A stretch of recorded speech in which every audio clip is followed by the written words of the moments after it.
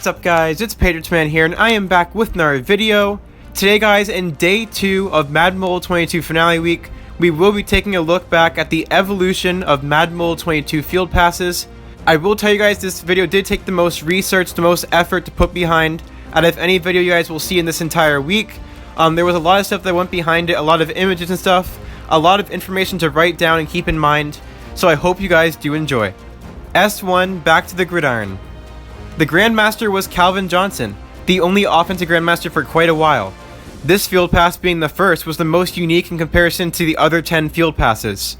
In some ways, however, this uniqueness was due to how much people really wanted to see change down the line. This field pass includes store packs for 400 and 1000 Madden cash, as well as a field pass bundle, with the packs offering collectibles as well as uncommon or higher seasoned players. Something I figured out that I completely forgot about was that this field pass's milestones went all the way to 190,000 points. As we'll figure out why later on, getting even remotely close to the end of the pass was pretty much impossible without a good chunk of change. The Grandmaster was not even a part of milestones, as milestones largely consisted of cash, base players, collectibles, and currencies. The top reward for the first field pass was an epic player, with higher placement rewarding higher ranks. You'll also notice how much more Madden cash you get in this leaderboard compared to as time went on. Additionally, this field pass had achievements. A main way of collecting field pass points was via these achievements, that consisted of acquiring uncommon, rare, and epic players, as well as shards of the Grandmaster. Leveling up players and doing daily goals were also included with these achievements.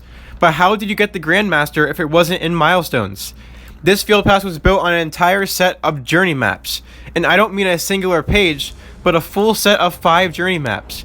Each event of a journey gave a mix of either collectibles, base players like uncommons, rares, and epics, as well as additional field pass points. Outside the achievements, the journey stages were where you grind the majority of your points. At the end of each stage, you would acquire Calvin Johnson shards, but it would get increasingly harder and expensive. To progress through the events and the journeys, you had to acquire certain ranks of every S1 player, in which there were 20, 8 base uncommons, 4 base rares, 4 base epics, and 4 newly created S1 epics. Those epics being Darius Leonard, Leonard Williams, Justin Field, and Stephon Gilmore. Early in the game like S1 was, you could clearly imagine how pay to win it was, to not only get the Grandmaster, but also rank it up. You need rank 1 players for stage 1, rank 2 players complete stage 2, and so on. Also remember, at this time ranking up players was extremely harder as EA would not decrease shards needed until later in the game. It's also important to consider how the only viable avenue to getting players in this field pass was through using collectibles and trades that were fairly limited after your first wins. Most things at this time in the game were limited, and the Grandmaster Calvin was cool at the time.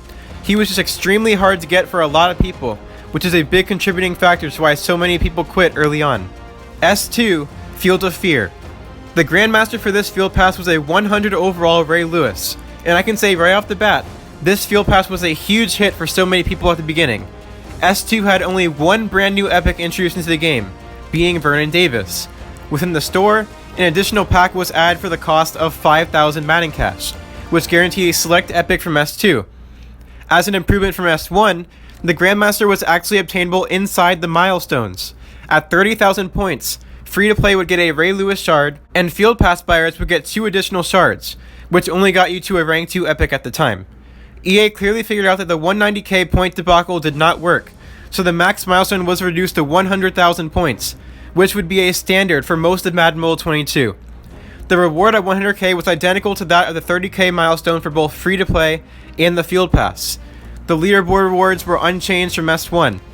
The S2 Field Pass also had journey maps like S1, but the amount was greatly reduced. There were 3 main stages to play through, and then a domination stage. The first stage was completely free in terms of lineup locks, 0 lineup locks with the use of stamina being the only requirement.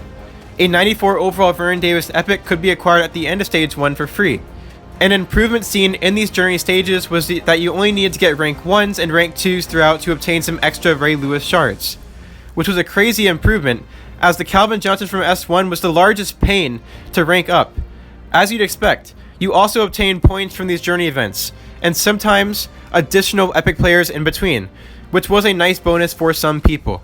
The domination stage contained 10 slightly harder events that could only be unlocked based on how far you were in the field pass. Purchasing the Field Pass did allow you, however, to play the entire domination stage without having to wait. In fact, you could actually skip right to the final event if you wanted to. The final domination event awarded 2 more shards of a Ray Lewis, a logo, and a nameplate. The bottleneck or limiting factor in this Field Pass was getting epic players to progress late in the later of the journey events, but the process was an overall improvement from S1. Again, points were largely obtained from journey maps and achievements. Any other Ray Lewis shards outside of milestones or journeys could actually be built in trades for epic collectibles. Completing all stages gave 6,000 points towards the trade. The aftermath of S2 showed just how much better it was. A free-to-play could walk out with a rank 2 or 3 Grandmaster player, which was a massive win. As a Field Pass buyer, I could only get a rank 1 Calvin Johnson in S1, but I was able to fully rank 5 Ray Lewis, and he was a starter for quite a long time. S3, Road to the Playoffs. The Grandmaster for this Field Pass was 110 overall Darrell Revis. This Field Pass was pretty similar to S2 in most aspects, with some minor tweaks however. Firstly, this Field Pass went up to 125,000 points at the max, so EA was fairly inconsistent in the first few months of the game in terms of how many milestones there were. From 190k to 100k back up to 125k. The S3 Field Pass introduced 3 categories of achievements: daily goals, weekly goals, and seasonal goals. This was EA's way of rewarding people for simply grinding out their achievements each day and throughout the season. Like the S1 and S2 Field Passes, the store and leaderboard was fairly unchanged. There was a couple logos and banners associated with this Field Pass, one set available for free to play, and the other available in the Field Pass. As for journeys, the domination stage was removed after just 1 season, and the journeys consisted of another free stage, rewarding 100 overall Larry Allen this time instead of Vernon Davis. There was a 2-star and a 3-star journey, requiring 2-star and 3-star players. Like S2, the events gave collectibles, points, players, player chances, and Grandmaster shards throughout the various events. S4 Arctic Blitz. The dawn of our first iconic Grandmaster in a Field Pass. This was a card that everyone was scrambling for to add, as it was a relatively easy iconic player to add to your squad when iconics were new. Arctic Blitz was the start of a new direction in Field Passes. The era of journey events was over, and the Field Pass system was overhauled. Along the way, you can get 4 brand new 120 overall epic players. Additionally, this was the first Field Pass that Field Pass buyers were only given 1,000 Madden cash upon buying the pass, as most cash was moved to the milestones. Less was given up front, and most items were moved to the Field Pass milestones in general, such as the 120 overall epic select packs.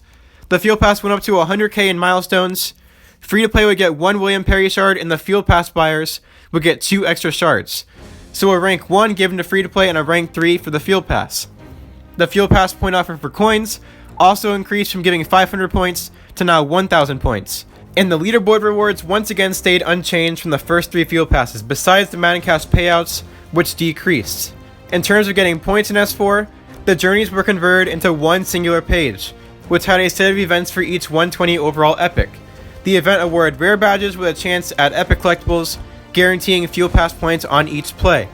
The page also had a daily claim, which gave 500 Field Pass points and various collectibles. Now narrowed down to only rare and epic collectibles, the process and trades was much more straightforward. Achievements were also narrowed down. There were daily goals and weekly goals. The weekly goals only required you to play events throughout the week, and you'd naturally get extra Field Pass points and collectibles. The last piece to this Field Pass was how you got extra shards of the Grandmaster, and this was the introduction of the Grab Bag Pack. To get the pack, you'd have to first reach 100,000 Field Pass points, and then put in a mix of epic collectibles. The pack gave a random item of either training currencies, rare epic players, Madden Cash, and the opportunity to pull another shard of the iconic Grandmaster. The only issue with the Grab Bag Pack was that getting extra shards was entirely dependent on luck, so some people would end up with more shards than others, even if they opened up 50 of the packs. S5 Championship Run. This Field Pass had a 400 overall Devin White iconic Grandmaster. There's not really much to talk about here. The structure of everything was the same from S4: map, leaderboard, store, achievements, milestones, Grandmaster shards, Grab Bag Packs, and 4 more new 120 overall epics. Unlike in S4 where I pulled enough William Perry shards to max rank him, I did not get lucky at all during S5. S6 Legendary. The Grandmaster was 410 overall iconic John Lynch. This Field Pass, the Grandmaster base overalls were actually starting to lag behind the curve within the game, At this time in the game, we were starting to be introduced to 430 and 440 overall players, even the first iconic elite player, so a 410 overall was quickly going to be outdated. This trend held true for the rest of the season, where there were always a ton of cards that were better than the Field Pass Grandmasters. Nonetheless, the trade stayed essentially identical to S4 and S5, but there were other small changes that occurred within this Field Pass. Firstly, the Field Pass points for coins offer increase in price from 20k to 40k coins, still giving 1000 Field Pass points. Additionally, a Journey style map returned for S6, but it was a heavily locked Journey map. There were player events just like in S4 and S5 to progress, which increased slightly in points, and the Journey events were just extra. They were there to help progression, but were not required to finish the Field Pass. To get through the Journey events, ranks of the 3 new 140 overall epics had to be obtained, so some people eventually hit a brick wall, but the boost in points was welcomed.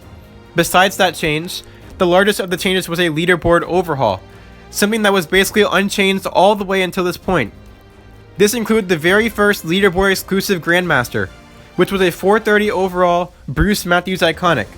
Only the top 150 would get him, and the amount of shards given was dependent on the placement within top 150. Achievements were also plucked from the game, and the daily points that you got came in the form of your daily goals inside the game. This structure of daily Field Pass points stayed consistent until endgame. S7 Movers. This Field Pass is what I like to call the end of the grab bag era. This Field Pass was also the end of Field Pass exclusive epic players, and those were replaced with additional Grandmasters. Items like Pro Packs, Madden Packs, and All Madden Packs found their way into the milestones, as well as iconic coins. The leaderboard had a mini change, with rank 151 to 500 getting themselves an additional shard of either Ricky Williams or Bruce Smith. Top 150 got an exclusive Grandmaster, iconic elite champ Bailey. Only Ricky Williams was available for free to play, as Bruce Smith was only at the 100k point milestone for those with the Field Pass.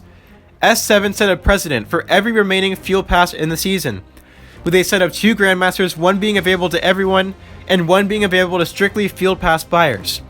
The map for playing events to earn points was brand new, but it's a map that anyone who played late in the season is now certainly accustomed to, as it remained every month after March. There was a Field Pass point event which gave the most Field Pass points of any of these events. There was also an Epic Coin event, Iconic Coin event, and events for Tier 1 and 2 resources. The events on the right side of the page consisted of events corresponding to each Grandmaster, which could only be played if you obtained them. Finally, the Compass events were lineup locked events that award extra Field Pass points, but could only be played with a Field Pass purchase or by reaching 75,000 Field Pass points. Getting extra shards of a Grandmaster of course required you to get them first, and playing their event would grant collectibles that you put in trades. The store had a few changes at this point, with some quote specials that were truly not worth it at all, and also some discounted rare and epic player select packs. S8 Future Stars. Just like from S4 to S5, S7 to S8 was almost nearly identical. The only main change was the increase in iconic coins inside the milestones and event page, most visible at the 95k point milestone, where free to play would get 70 iconic coins. The iconic coin event also went up from 1 iconic coin to 2 iconic coins. 450 overall Brian Allen was available to all, and 470 overall Pat Fryermuth was only for the Field Pass buyers. The leaderboard exclusive iconic elite was 485 overall Rashawn Gary. S9 Rookie Premier. The Marvel player era began. S9 is a similar story. Nothing much changed besides increased iconic coin payouts. Iconic coin event now gave 5 iconic coins rather than 2. Daily goals now had 2 iconic coins daily, and iconic coins and milestones went up. 460 overall Zion Johnson was available to all, and 480 overall Andrew Booth Jr. was available to only Field Pass buyers. 505 overall Jordan Davis was the leaderboard exclusive iconic elite, who came bundled with Marvel coins. Now, the same day that S9 launched, Madden Marvels also came into the game, the literal endgame cards. This meant that you'd now get Marvel coins inside the milestones as well, which were wherever you obtained a Grandmaster. You would also get Marvel coins by completing extra shards of the Grandmaster in trades. S10 Summer Blockbusters. This Field Pass was a near carbon copy of Season 9 Rookie Premier. 470 overall Jordan Hicks was available to all. 485 overall Evan Ingram was for Field Pass buyers, and 520 overall Devontae Adams as the leaderboard exclusive iconic elite. Everything stayed the same besides increased Marvel coins in the milestones and in trades. S11 Training Camp. The final Field Pass. The final time we had to see the same event map over and over. The Field Pass that most current players probably remember. How much Field Passes had changed all the way back from Back to the Grind was crazy. From crazy journey lineup locks to a simple point setup, and extra shards being easily obtainable. Marvel coins not only increased again, but there were also 4 extra milestones, at 110, 120, 130, and 140k, each giving extra Marvel coins for both free-to-play and the Field Pass, amounts depending on if you bought it or not obviously. The Field Pass price was reduced just like in Madden Mode 20 and Madden Mode 21, this season reduced to $25, down from $30. $475 overall Matt Ryan was available to all, and $490 overall Andre Roberts was available to the Field Pass buyers, and there were no leaderboard rewards, as this Field Pass carried us all the way to the end of the season. One interesting thing was that there was never one single iconic elite released inside the milestones of any of the Field Passes, which is why most of the cards were useless for the most part for competitive teams. So that is going to do it talking about the evolution of Madden Mode 22 Field Passes. There was a lot of stuff that went into this video and it was an absolutely crazy video to put together, but it really is interesting to see how the Field Passes progressed all the way from S1 to the current day in S11. So many things changed, so many new players, so many new things that EA tried out, but in the end, we got the same stuff over and over, and eventually it just stuck. I hope you guys did enjoy this video.